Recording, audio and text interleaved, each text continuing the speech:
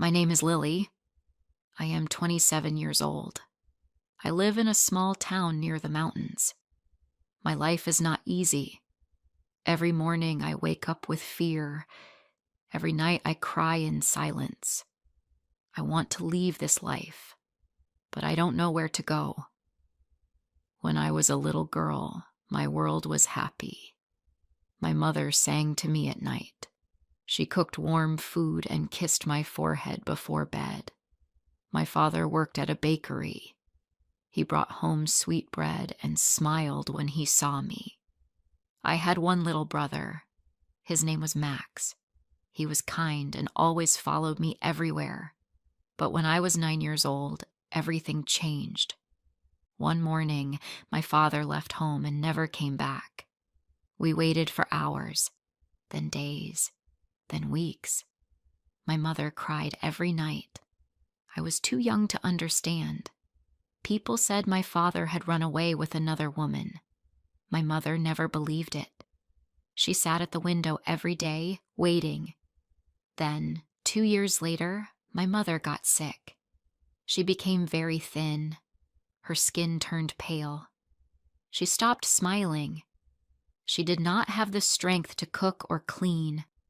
I started doing everything: washing clothes, cooking simple food, taking care of Max. I was only 11, but I felt like a mother. One night, my mother called me to her bed.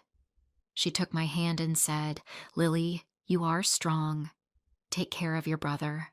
Be brave." That was the last thing she ever said to me. The next morning, she was gone. After that, everything got worse. An uncle came to take care of us. He was my father's brother. His name was Robert. At first, he seemed okay. He brought food.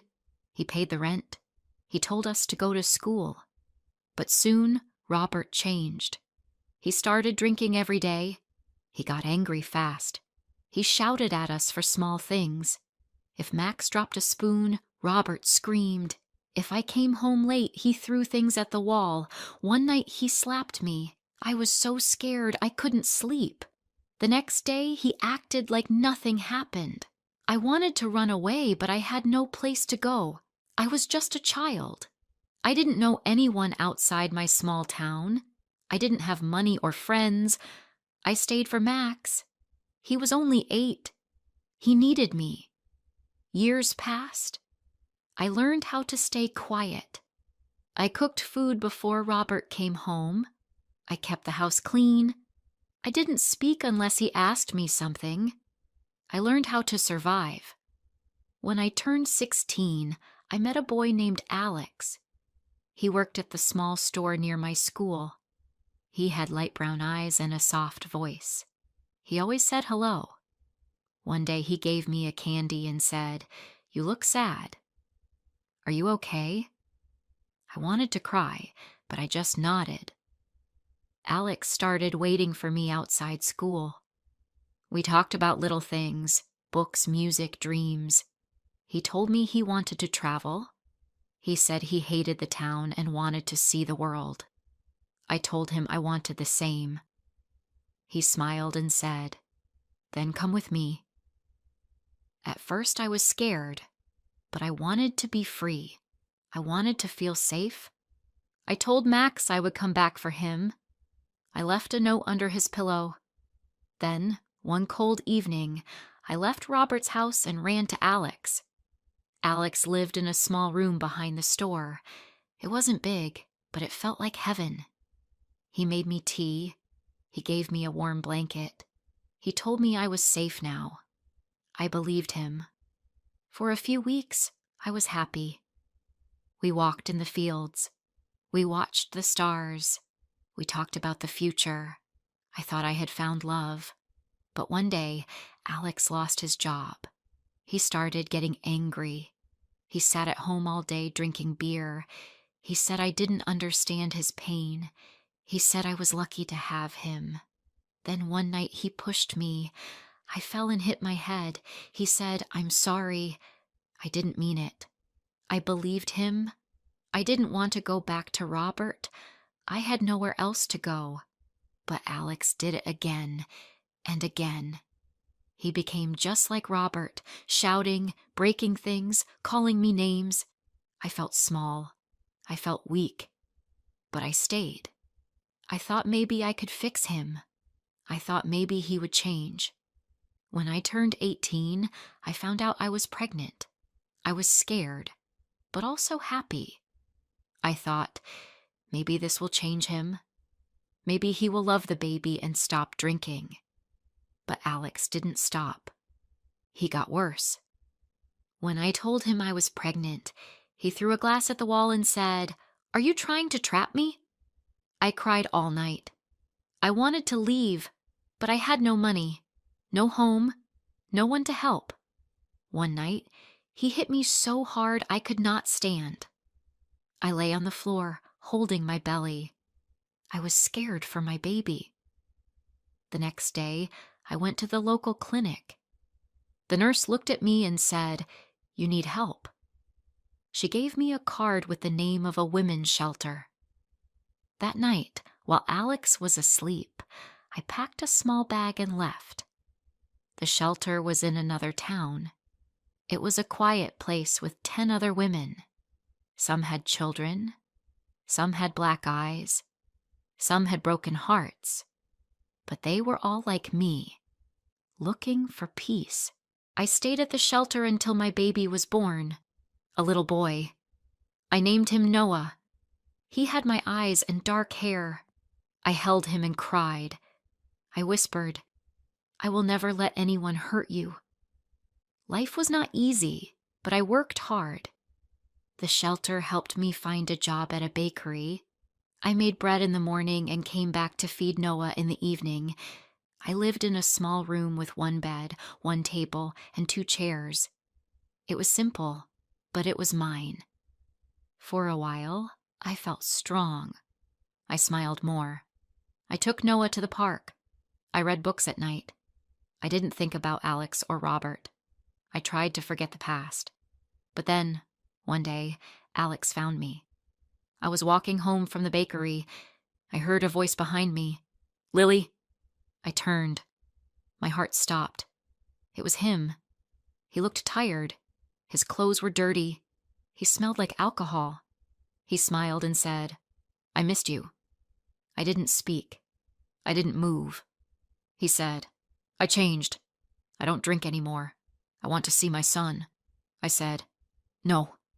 He grabbed my arm. "Please, just once." I pulled away and ran. That night, I couldn't sleep. I held Noah close.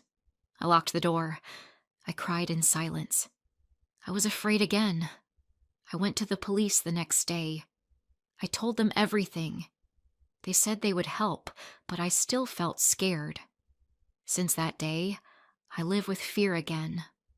I look over my shoulder. I check the doors twice. I don't let Noah out of my sight. I don't know if Alex will come back. I don't know if he will try to take my baby. I want to be free. I want to feel safe again. But I don't know how.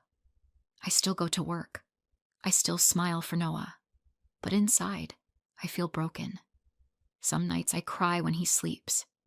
I whisper, "I'm sorry. I wish I was stronger." I don't know what the future will bring, but I hold on to one hope, that one day I will not be afraid anymore. Some days I feel strong. Other days, I feel like I'm falling apart. I try to be a good mother.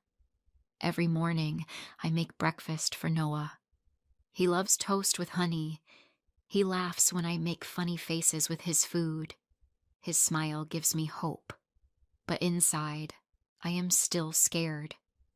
I always check the windows. I always look behind me when I walk home. I moved to a new room in the shelter, but I don't feel safe. I still hear Alex's voice in my head. I see his face in my dreams. I wake up with my heart beating fast. One day, the shelter manager asked me, "Lily, do you want to see a counselor?" I said no at first. I didn't want to talk about the past. I thought talking would make the pain stronger. But a week later, I said yes. Her name was Julia. She had kind eyes and a soft voice. She asked me about my life. I told her everything, from my father to Robert to Alex. She didn't cry. She didn't look shocked. She just listened. She said, "You are brave, Lily. You survived. You are still here. No one ever said that to me before. We met every week." I started to feel lighter, like I was not alone. I learned that it was not my fault. I learned that love is not pain. I learned that I deserve peace. Noah turned 2 years old. He was walking and talking. He called me Mama and kissed my cheek every night. He loved to sing. He danced in circles when I played music. He made the world bright again. One afternoon, I was working in the bakery when a customer walked in. He was tall, with dark hair and kind eyes. He ordered coffee and smiled. The next day, he came again. And again. After a week, he said, "Hi, my name is Daniel." I said, "I'm Lily." He smiled. "I like your smile." I looked down. I wasn't used to compliments. I didn't know what to say. He didn't push. He didn't ask questions. He just came in every day, bought coffee, and talked to me about small things, books, rain, songs on the radio. One day he asked, "Can I walk you home?" I froze. My heart said no. My fear said run. But something deep inside me said, maybe it's okay. I said, "Just to the corner."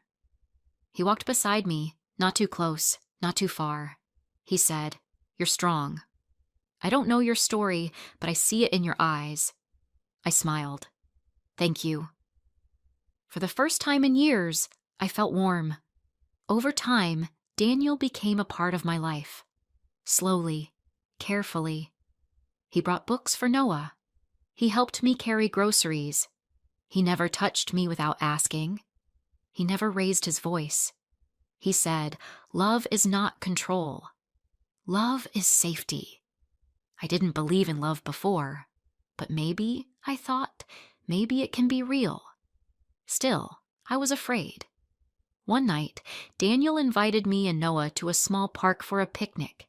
We sat on a blanket. The sun was soft, the sky pink. Noah laughed and chased butterflies. Daniel looked at me and said, "You don't have to be scared anymore." I'm not him.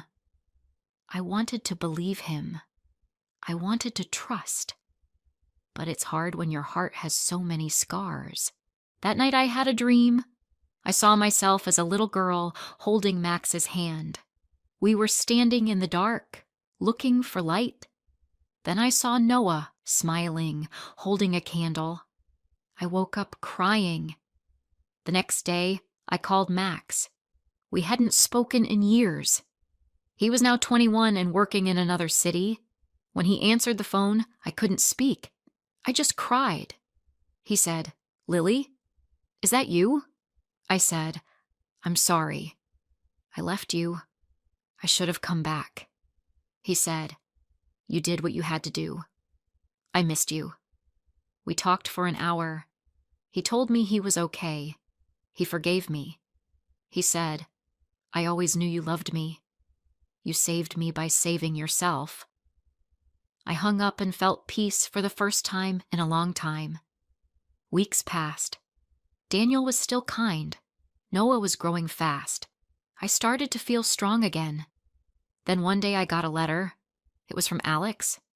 He wrote, "I'm sorry. I was wrong. I want to see my son." I didn't reply. I showed the letter to the shelter staff. They said they would help me talk to a lawyer. I was afraid again, but I didn't cry. I looked at Noah and said, "I will protect you." I kept the letter in a box. I did not tell Daniel, but Daniel saw my face. He asked, "Are you okay?" I said, "No, but I will be." That night, I looked at myself in the mirror. I saw someone I didn't recognize.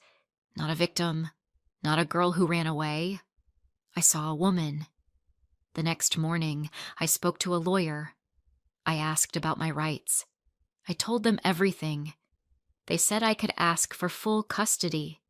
They said I had a strong case. I felt nervous, but also proud. I told Daniel everything that night. About the letter, about Alex, about my fear. He held my hand and said, "Whatever happens, I'm here." I believed him. 1 month later, I stood in a small courtroom. Alex didn't come. His lawyer did. They asked questions. I answered with a strong voice. I had papers, photos, proof. The judge listened. After 2 hours, the judge said, "Full custody goes to Lily." I cried. Not from sadness, from relief. When I came home, Noah ran to me. I picked him up and said, "We're safe now." That night, I burned the letter. Days turned into months. I moved out of the shelter into a small apartment. It had 2 rooms and a tiny kitchen, but it was ours. I painted the walls yellow. I put flowers by the window. I started to feel like I had a real home. Daniel came to visit often. He never rushed me. He said, "I'll wait until you're ready." One evening, we sat on the porch. Noah was sleeping. The stars were bright. Daniel said, "Lily, I love you. Not because of your past, but because of who you are now." I cried, not from fear, from love. I said, "I love you too." It wasn't a fairy tale. Life was still hard. I worked 2 jobs. I had nightmares sometimes. I still checked the locks every night, but I wasn't afraid anymore. I started writing my story. I wanted to help other women. I wanted to say, "You are not alone. You are strong. You can survive." I gave talks at the shelter. I held hands with women who cried like I once did. I said, "There is hope. Look at me." I didn't forget the past, but I didn't live in it anymore. Now, I live for today.